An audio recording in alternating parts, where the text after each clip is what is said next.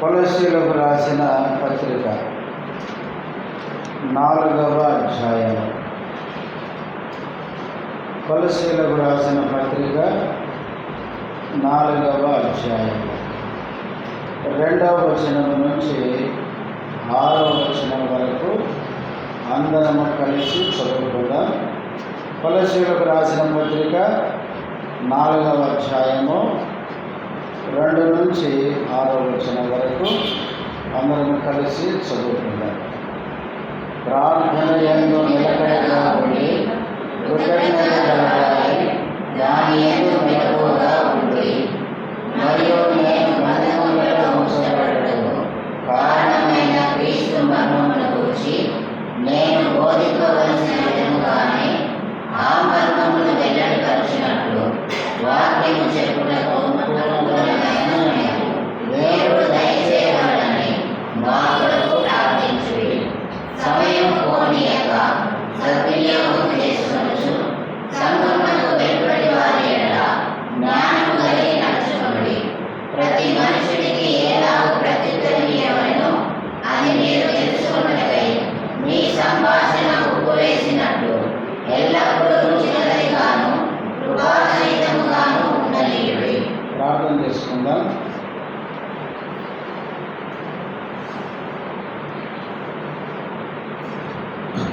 ప్రేమ కలిగిన మా తండ్రి, పరిశుద్ధుడైన దేవ, యేసుక్రీస్తు నామములో వందనములు స్తోత్రాలు చెల్లిస్తుంటున్నాం. ఇంతవరకు పాటలు మీరు సహాయపడినందుకు స్తోత్రాలు. ప్రార్థనలో ప్రవేశించినందుకు ప్రార్థన కొరకై మేము చదువుకున్న భాగంలో నుంచి మాతో మాట్లాడుతూ రండి. ఈ దాసుడు బలహీనుడు బలపరుషును మీ మహిమ కొరకు వాడుకోనండి. చేరవలసిన మీ బిడ్డలపై స్తోత్రాలు. ఇంకా ఎవరైనా వస్తుంటే నడిపించున్నాను. ఈ సంఘ ప్రార్థన అంతట్లో మాకు తోడుగా ఉండి సహాయం చేయమని యేసుక్రీస్తు నామములో స్తుతించి ప్రార్థిస్తున్నాను తండ్రి, ఆమేన్.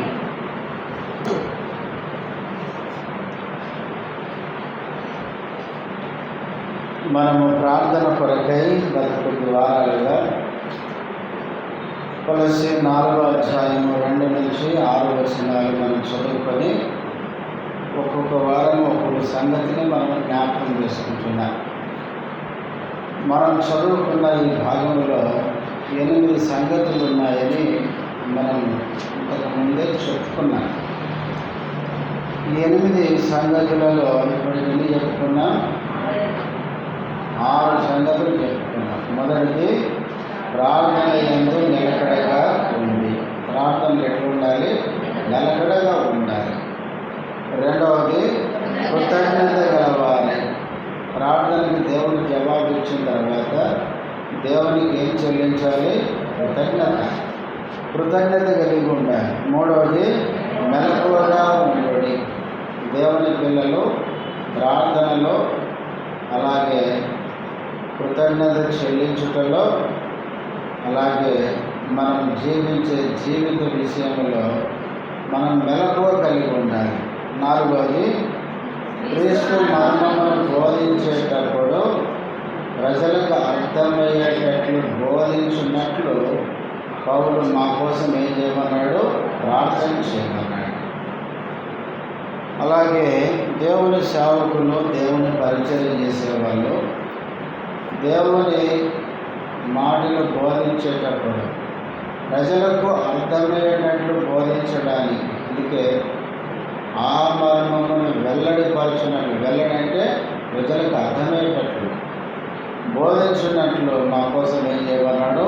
ప్రార్థన చేయమన్నాడు. నాలుగవదిగా మర్మాన్ని బోధించేటప్పుడు అర్థమయ్యేటట్లు బోధించడానికి ప్రార్థన చేయమని. ఐదవదిగా వాక్యం చెప్పుటకు అనుకూలమైన సమయం దేవుడు దయచేయవలని. మూడోది కింద ద్వారము తెరవలని అని ఉంది. అంటే మనం ప్రార్థిస్తే దేవుని వాక్యాన్ని ప్రకటించడానికి దేవుడు ద్వారాలు తెరుస్తాడు. సాధారణుడేమో దేవుని వాక్యం ప్రకటించకుండా ద్వారాలు మోస్తూ వస్తాడు. దేవుని సంఘం ప్రార్థించినప్పుడు ద్వారాలు తెరుస్తూ వస్తాడు. 5వది 6వది సమయం పోనీ యొక్క సద్వినియోగము చేసుకోవచ్చు. ఈ 6 సంగతులు ఇప్పటికే మనం చెప్పుకున్నాం. ఈరోజు 7వ సంగతి 5వ వచనం 2వ లైన్. సంఘమునకు వెలుపటి వారి ఎడల జ్ఞానము కలిగి నడుచుకొనుడి. 7వ సంగతి పౌలు ఏం చెప్తున్నాడంటే, సంఘమునకు వెలుపటి వారి ఎడల మనం ఎట్లా నడుచుకోవాలి? జ్ఞానము కలిగి నడుచుకోవాలి. సంఘానికి వెలుపలి వారంటే యేసుక్రీస్తును నమ్మని వారు, రక్షించబడని వారు, లోకములో ఉన్న అన్యులు.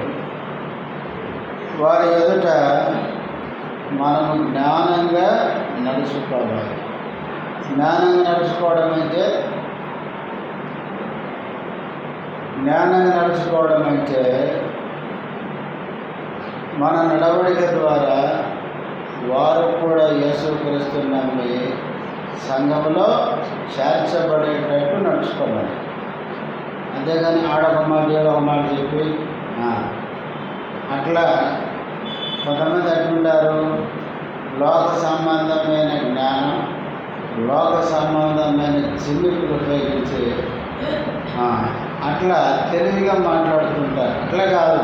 ఇక్కడ పౌలు చెప్పేది ఏంటంటే, సంఘమునకు వెలుపలి వారి ఎడల జ్ఞానము కలిగి అంటే మన నడవడిక ద్వారా, మన ప్రవర్తన ద్వారా సంఘానికి వెలుపల ఉండేవారు క్రీస్తు నమ్మి సంఘంలో ప్రవేశించేటట్లు మీ నడవడిక ఉండాలి అని చెప్తున్నాడు. మనం ఎప్పుడు ఒక విషయాన్ని గుర్తుపెట్టుకోవాలి. నేను ఇంతకుముందు ఒకసారి చెప్పాను. ఒక దైవజనుడు అన్నాడు, ఏమన్నాడంటే, క్రైస్తవులు ప్రతి దినము బైబిల్ చదువుతారు, లోకంలో ఉండే అన్యులు క్రైస్తవుల జీవితాలు చదువుతారు అన్నాడు. లోకంలో ఉండే అన్యులు ఏం చదువుతారండి? మన జీవితాన్ని చదువుతారు.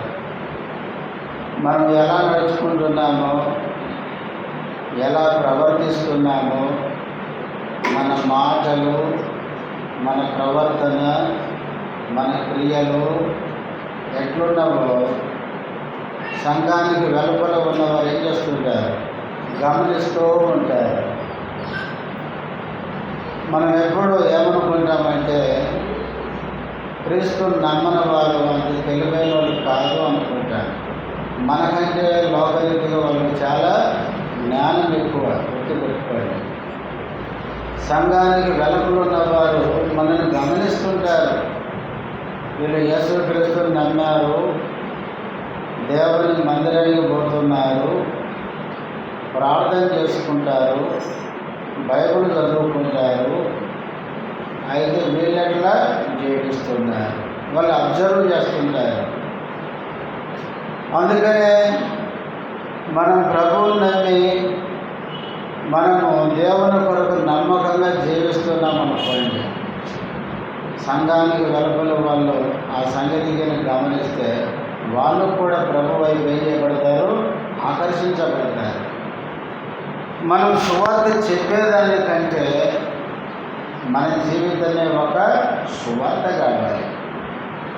ఒక సేవకుడు అన్నాడు, బైబిల్లో 4 సువార్తలు ఉన్నాయి, లోకంలో 5 సువార్తలు ఉన్నాయి అన్నాడు.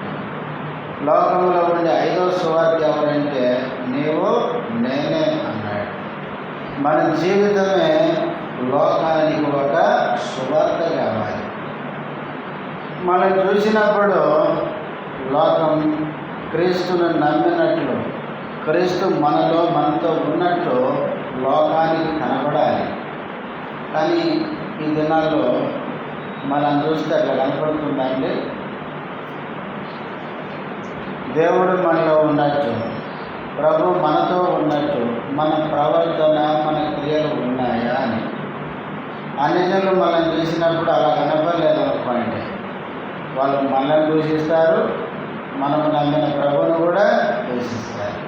రోమాపత్రిక 2:24 పౌలు అదే చెప్పినాడు, మిమ్మల్ని బట్టియే కదా నా నామం అన్ని జనుల మధ్య దూషించబడుతున్నది.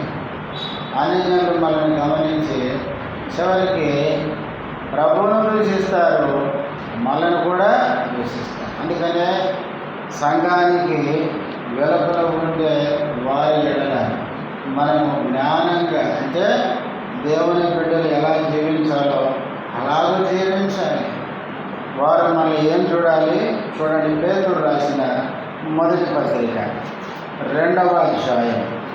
పేతురు రాసిన మొదటి పత్రిక 2వ అధ్యాయం 12వ వచనం.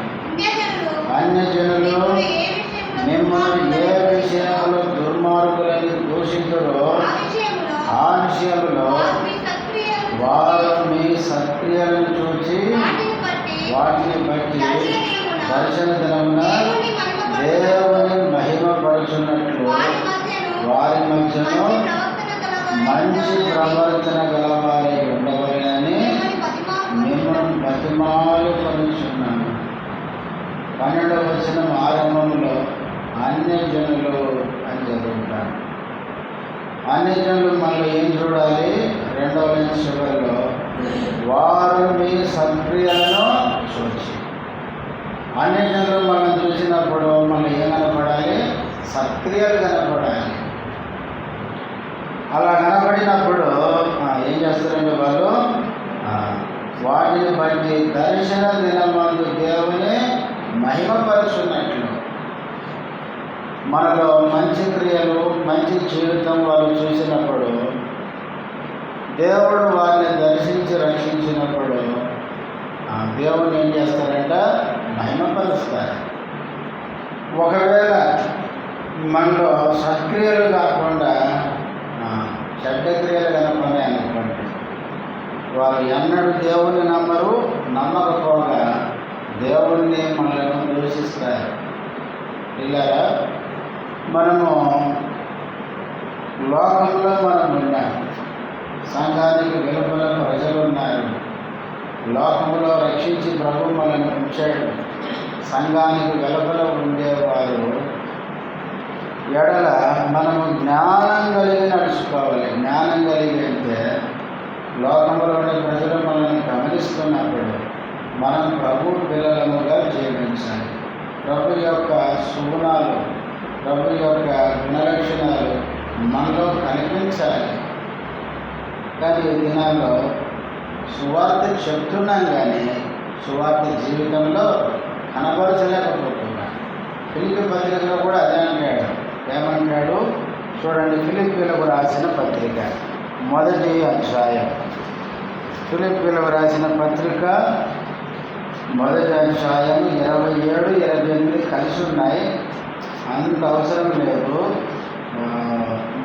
5వ లైన్లో చూడండి, మీరు క్రీస్తు సువార్తకు తగినట్లుగా, అది ప్రకటించే దానికంటే మనం సువార్తకు తగినట్లుగా ప్రవర్తించాలి. కానీ మనం ప్రకటిస్తాం, ఊరూరు తిరిగి యేసు ప్రభు దేవుడు నమ్మకపోయింది అని, తప్పేం లేదు. కానీ మనమే ప్రవర్తించకుండా మనం ప్రకటిస్తే ప్రభువును బహిరంగంగా ఏం చేస్తున్నాం? మరలా సిలువ వేస్తున్నాం. అందుకనే సంఘానికి వెలుపలి వారు, అంటే అన్యులు, దేవుణ్ణి నమ్మని వారు, వారి మధ్యలో మనము జ్ఞానం కలిగి నడుచుకోవాలి. బైబిల్లో చూడండి, భక్తులైన వారు అన్యుల మధ్య జీవించేటప్పుడు వారు చెప్పుకోలేదు మేము దేవుణ్ణి నమ్మిన వాళ్ళము అని. అన్యులే వచ్చి చెప్పినారు మీ దేవుడు మీకు తోడుగా ఉన్నాడు, మీ దేవుడు గొప్ప దేవుడు అని. చూడండి, ఆదికాండము 21వ అధ్యాయం. ఆదికాండము 21వ అధ్యాయము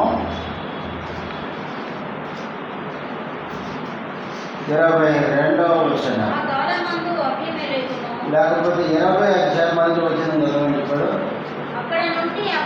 అక్కడ నుండి అబ్రహాము దక్షిణ దేశమునకు తరలిపోయి కాదేశుకును సూరకుల మధ్య ప్రదేశంలో నివసించి గెరారులో కొన్నాళ్ళు ఉండెను.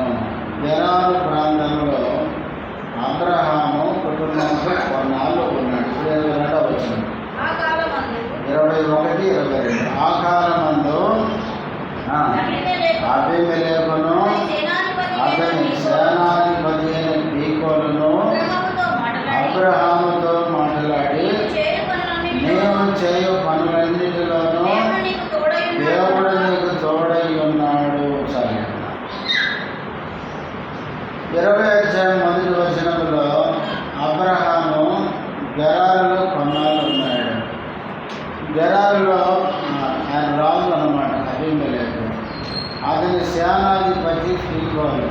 వీళ్ళిద్దరూ అబ్రహాము దగ్గరికి వచ్చినారు. వచ్చేమంటున్నారు, మేము చేయు పనులన్నిటిలో దేవుడు నీకు ఎట్లున్నాడు. ఎట్లా అర్థమైంది వీళ్ళకి? అబ్రహాము యొక్క జీవితాన్ని ఈ అన్యులైన అబీమెలెకు పీకోలు గమనించినారు. అబ్రహాము జీవితాన్ని గమనించినప్పుడు దేవుడు అబ్రహాము చేసే పనులు తోడుగా ఉన్నాడని, దేవుడు అబ్రహాముకు సహాయం చేస్తున్నాడని వారే గమనించినారు. ఇలా మనము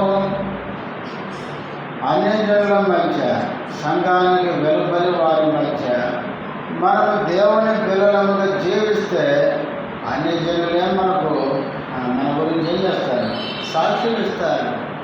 మీ దేవుడు గొప్పవాడయ్యా, మీ దేవుడికి ఎట్లున్నాడో తోడుగా ఉన్నాడు.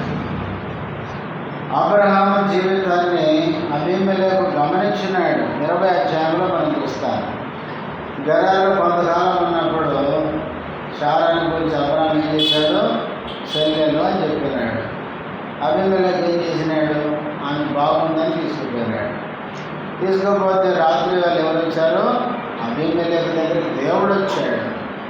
అబ్రహాం పక్షంగా దేవుడు వచ్చి, నీవు నీ ఇంటి చేర్చుకున్న స్త్రీ ఒక పురుషునికి భార్య, ఆమెను ముట్టుకున్నావా జాగ్రత్త అని చెప్పినాడు.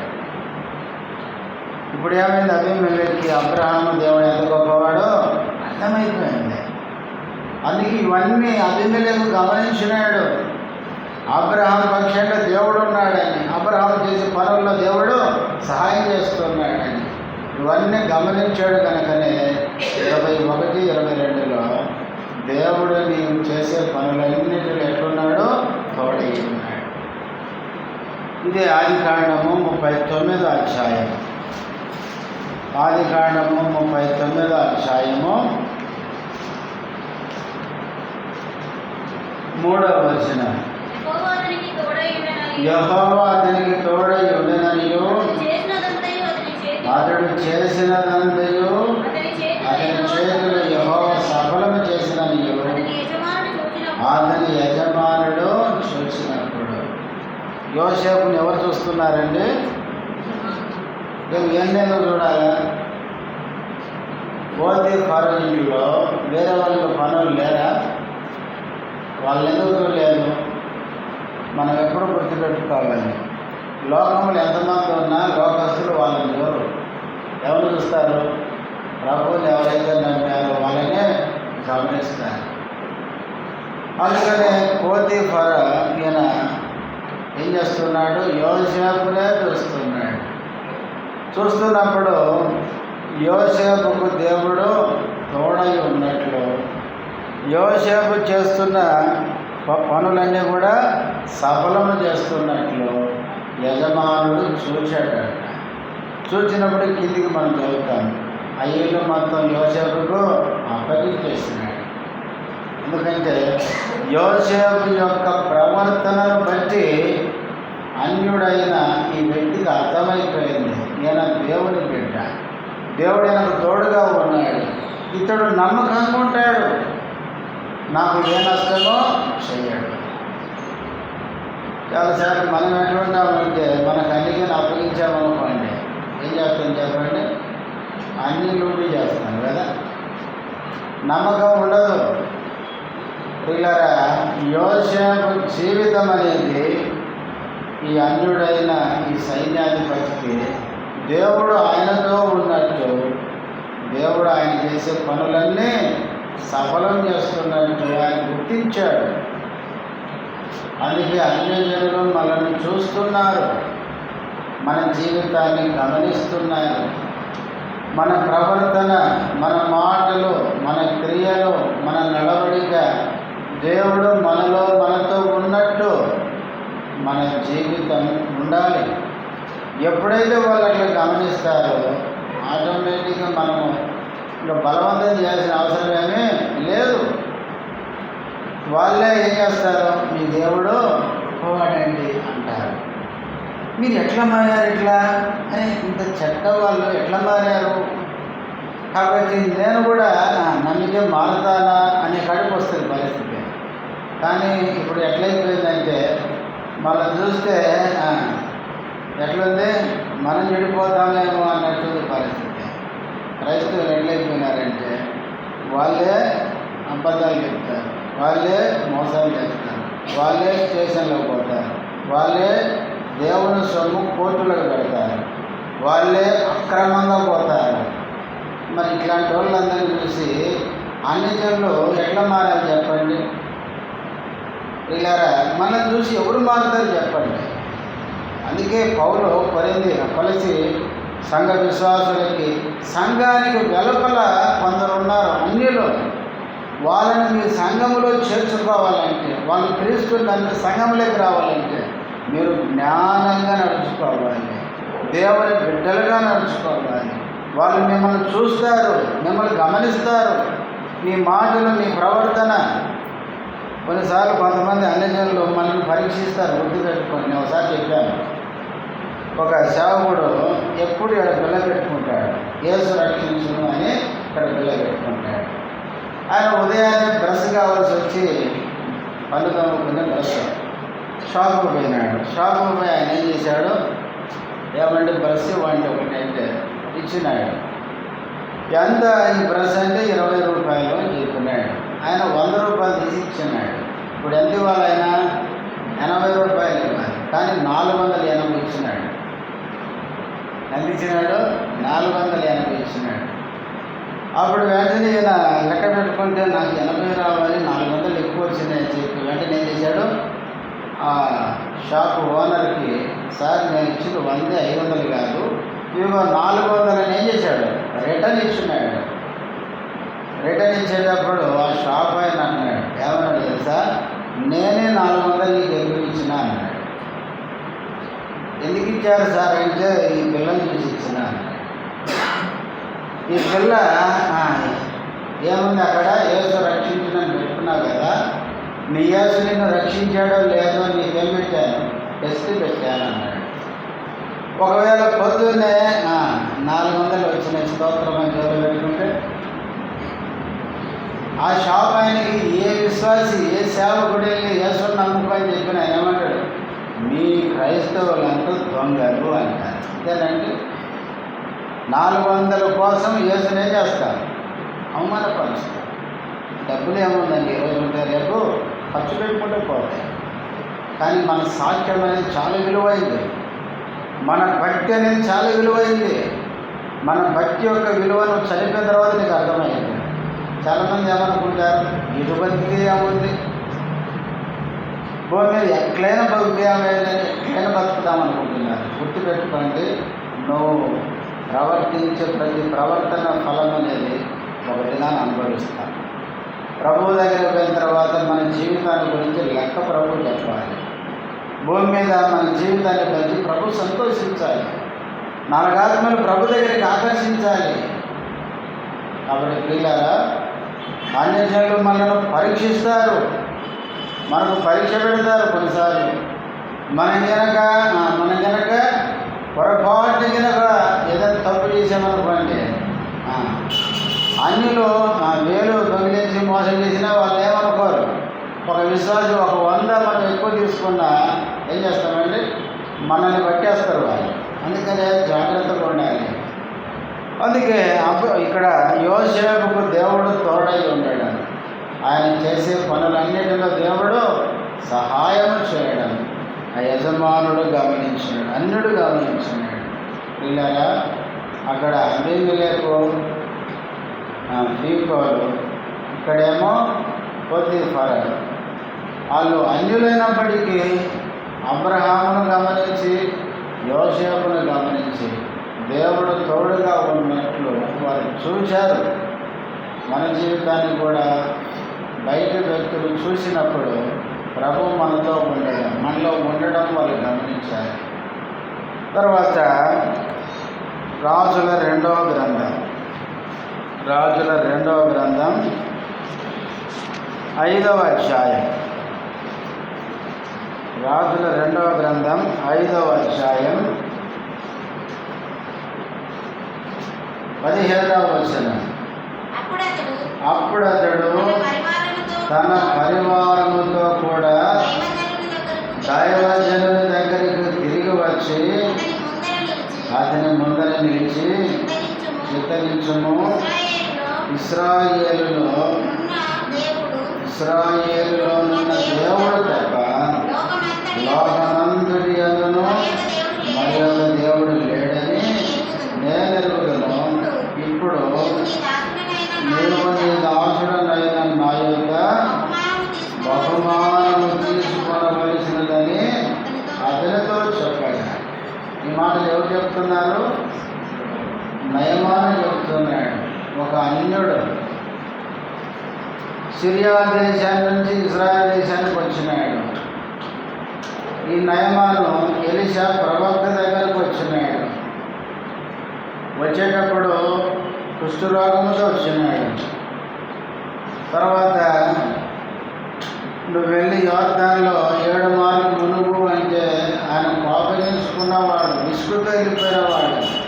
కానీ తనతో వచ్చిన ఒక పనివాడు అన్నాడు, అయ్యా ఆయన ఏం చెప్పినాడు, నేనేదో పెద్ద పెద్ద పనులు చేయమని చెప్పలేదు కదా, ఒకవేళ ఏదైనా గొప్ప పని చెప్తే చేస్తామని చేస్తా అన్నాడు. మరి ఆ పని చేసేది ఈ పని చేస్తే అయిపోద్ది కదా, ఇది సింపుల్ కదా, నువ్వు యోర్దాను నది కలిగి 7 మార్లు మునుగు అంటే ఎందుకు నువ్వు కోపగించుకొని వెళ్ళిపోతున్నావు అంటే ఆ పనివాని మాట మీద 7 మార్లు మునిగినాడు. మునగంగానే కుష్టంతా పోయింది. చిన్న పిల్లవాని శరీరంలాగా మంచిగా అయిపోయింది. ఇప్పుడు తిరిగి దైవజనుని దగ్గరికి వచ్చాడు. వచ్చి నిలబడి ఏమన్నాడు, ఇశ్రాయేలులో ఉన్న దేవుడు తప్ప లోకమంతటి యందును మరి ఒక దేవుడు లేడు. నేను ప్రవక్త దగ్గరికి వచ్చి ఇశ్రాయేలు ప్రజల మధ్యకు వచ్చి ఆయన ఏం తెలుసుకున్నాడు, ఇశ్రాయేలు దేవుడే గొప్ప దేవుడని గ్రహించినాడు. అలాగే దేవుని పిల్లమైన మన మధ్యకు ఒక అన్యుడు వచ్చాడు అనుకోండి, అతడు ఏం గమనించాలి, మీ మధ్యలో ఎవరున్నారు, దేవుడు ఉన్నాడు. మీ దేవుడే లోకమంతటికి నిజమైన దేవుడు అని గ్రహించాలి. దానియేలు గ్రంథం 6వ అధ్యాయం. దానియేలు గ్రంథం 6వ అధ్యాయం 4వ వచనం.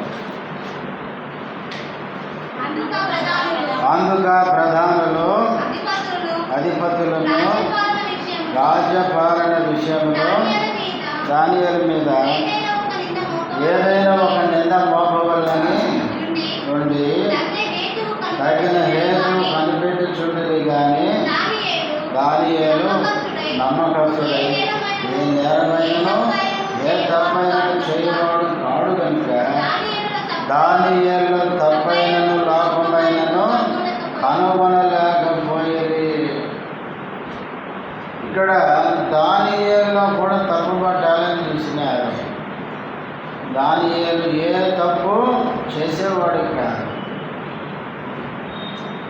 అయితే చివరికి వాళ్ళే తప్పు పట్టడానికి ఒక ప్లాన్ వేసుకున్నారు. ఎందుకంటే దేవుని విషయంలో తప్ప ఎక్కడ దానియేలు దొరకడనుకున్నారు.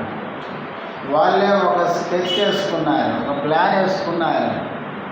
రాజు దగ్గరికి సందడిగా వెళ్ళి రాజును పొగిడినారు. రాజు చిరంజీవి కాక అని పొగిడేసరికి ఆ రాజు ఉప్పొంగిపోయి, రాజా 30 రోజుల వరకు 1 నెల దినాలు మన రాజ్యంలో ఎవరికి ఏ సమస్య వచ్చినా రాజుకు తప్ప ఇంకెవరికి చెప్పుకోకూడదు, దేవుని కూడా చెప్పుకోకూడదు, ప్రార్థన చేయకూడదు. అట్లా చేసిన వానికి ఏముంది, సింహాల గుహలో వేయబడతాడు అని ఆజ్ఞ పుట్టించమంటే ఆయన సంతకం చేసినాడు. ఆజ్ఞ పుట్టింది. అయితే 10వ వచనానికి వచ్చేసరికి ఆజ్ఞ పుట్టిందని దానియేలు తెలుసుకొని కూడా ఇంటికి వెళ్ళాడు, యథావిధిగా ప్రార్థన చేశాడు. ప్రార్థన చేసిన తర్వాత ఎవరైతే నింద వేయాలనుకున్నారో వాళ్ళు వచ్చి దానియేలు మీద ఏం చేశారంటే ప్రార్థన చేస్తున్నాడు అన్న నిందేశారు. నిజంగా ఇది గొప్ప నింద అనిపిస్తుంది నాకు. మన మీద ఇట్లాంటి నిందలు వేస్తారండి ఎవరన్నా? వీళ్ళు ప్రార్థన చేసుకోరండి అని నిందలు వేస్తారు కదా చాలామంది. ప్రార్థన చేసుకోరు, ప్రార్థనకు పోరు, ఇట్లాంటి నిందలు మన మీద పడతాయి. కానీ దానియేలు మీద పడిన నింద మాత్రం మంచి నిందే. ఈయన ప్రార్థన చేస్తున్నాడు అన్న నింద, ఎంత గొప్ప నింద. కాబట్టి ఆ నిందిస్తే ఆయన రాజు పిలిపించి అడిగినాడు, నీ మీద నింద పడింది నిజమేనంటే నిజమే ఒప్పుకున్నాడు. మనమైతే ఏం చేస్తాం? మనమైతే ఒకటి చెయ్యము, శాసనం ఉందంటే అసలు చెయ్యము.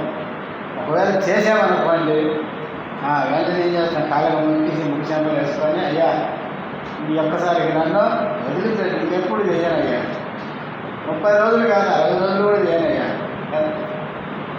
అట్లా మాట్లాడేవారు. కానీ దానియేలు ఏమన్నాడంటే వాళ్ళు చెప్పింది నిజమే ఒప్పుకున్నాడు. వెంటనే సింహాల గుహలో ఆయన పడ్డాడు. ఒక రాత్రి అంతా సింహాల మధ్యలో ఉన్నాడు. నిజంగా దానియేలు యొక్క ధైర్యం ఎంత గొప్పది. అందుకే హెబ్రీ పత్రికలో ఉంది, విశ్వాస వీరుల పట్టికలైన దీని గురించి ఉంది. వారి విశ్వాసమును బట్టి సింహముల నోళ్ళు మయించిరి అంటే సింహాల నోళ్ళు మయించాడంట. ఎంత గొప్ప సంగతి. రాత్రి అంతా ఉన్నాడు. తర్వాత రాజు ఉదయాన్నే వచ్చినాడు. వచ్చి దానియేలు పిలిచినాడు. ఏమని పిలిచినాడు? ఈ మాట అసలు దానియేలు గ్రంథం చదివితే చాలా అద్భుతంగా ఉంటుంది. జీవము గల దేవుని సేవకుడమైన దానియేలు.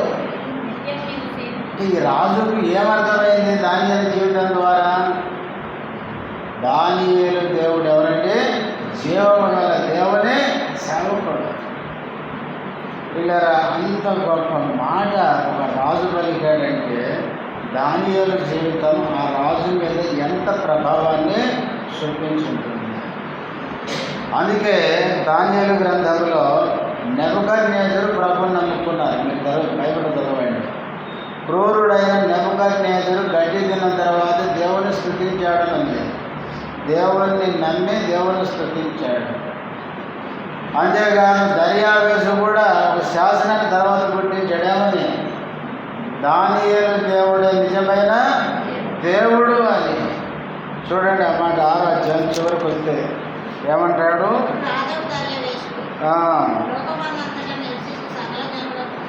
25 నుంచి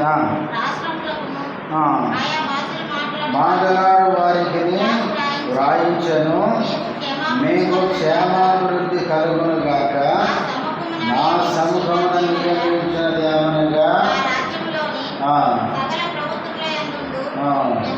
నివాసులు దానియేలు యొక్క దేవునికి భయపడుచు ఆయన సముఖమున వణుకుచుండవలెను.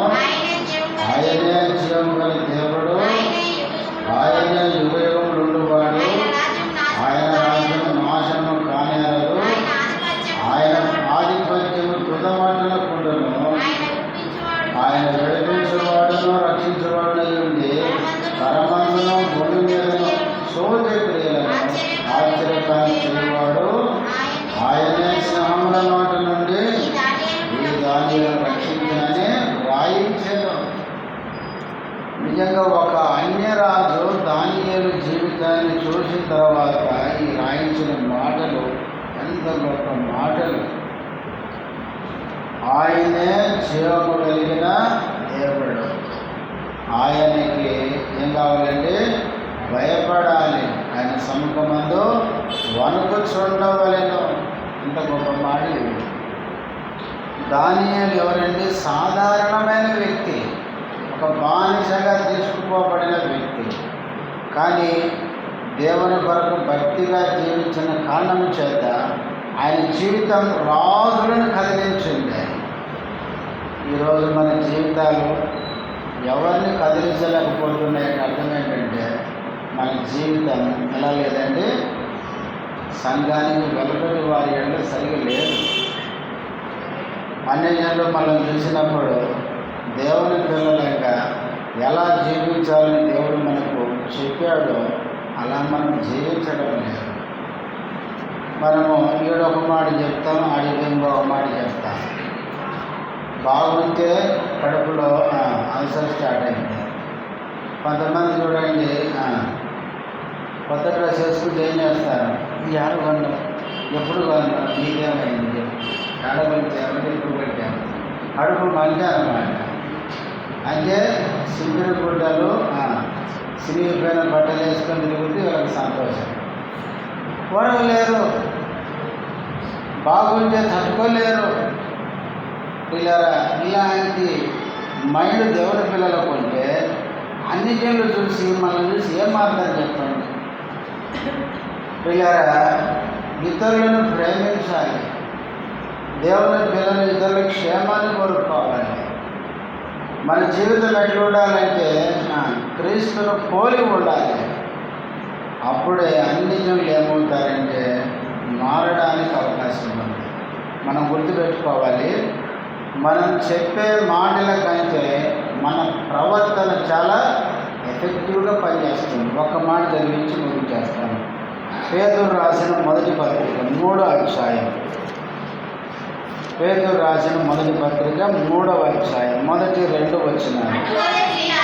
అటువలే స్త్రీలారా, మీరు మీ స్వపురుషులకు లోబడి ఉండుడి. అందువలన వారిలో ఎవరైనా వాక్యమునకు అవిధేయులైతే వారు భయముతో కూడిన మీ పవిత్ర ప్రవర్తనను చూసి వాక్యము లేకుండానే తమ భార్యల నడవడి వలన అవిశ్వాసి అయిన భర్త ఉంటేనంట, వాక్యానికి అవిధేయుడైన భర్త ఉంటేనంట, భయముతో కూడిన భార్య యొక్క ప్రవర్తనను చూచి భార్య యొక్క నడవడి వలన ఆ వ్యక్తిని దేవుని దగ్గరికి రాబట్టచ్చు.